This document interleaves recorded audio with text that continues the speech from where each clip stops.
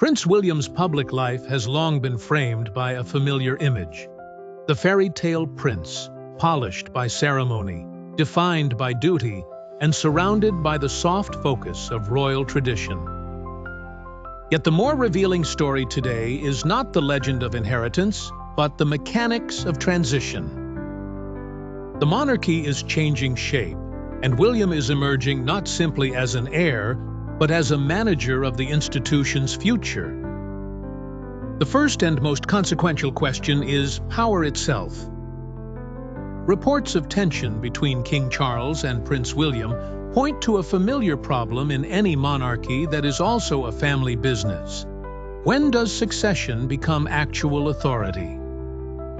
Some observers expected an early transfer of responsibility, a gradual passing of the torch from father to son. Instead, Charles appears unwilling to cede substantial domestic or international influence. That hesitation matters.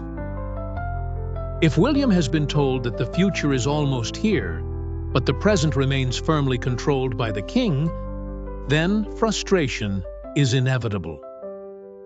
This is the stalling of the heir, and it raises a larger question about whether the monarchy can modernize without first confronting its own hierarchy. A second, quieter revolution concerns transparency. For generations, royal finances have often been wrapped in formality, distance, and selective disclosure. William, however, is being pushed into a different posture. With scrutiny growing over how royals earn income from public-facing bodies and institutions, he is reportedly leaning toward greater openness about the Duchy of Cornwall and related earnings.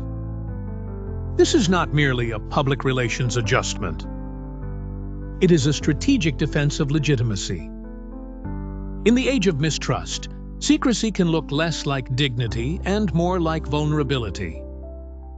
William's transparency pivot suggests he understands that the monarchy's survival may depend on appearing clean, legible, and accountable rather than untouchable.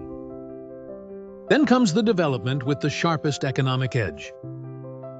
Beginning in spring 2026, William and Catherine are expected to gain expanded authority to grant royal warrants.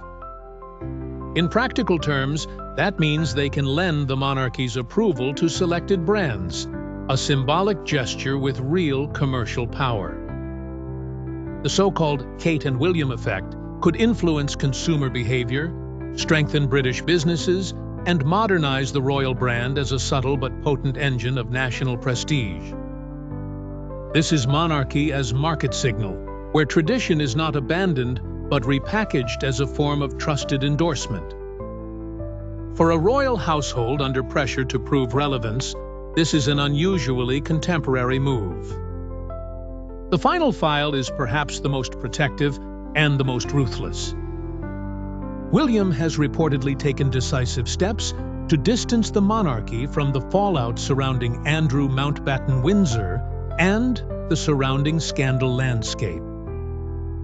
In a public climate that increasingly rewards decisive moral boundary setting, silence can be read as weakness and delay as complicity. William's approach suggests a hard lesson. A future king must not merely inherit the crown, but insulate it. The shield of the crown is not made of sentiment. It is made of separation, discipline, and the willingness to cut away what endangers the institution. Taken together, these four developments reveal a prince in transition.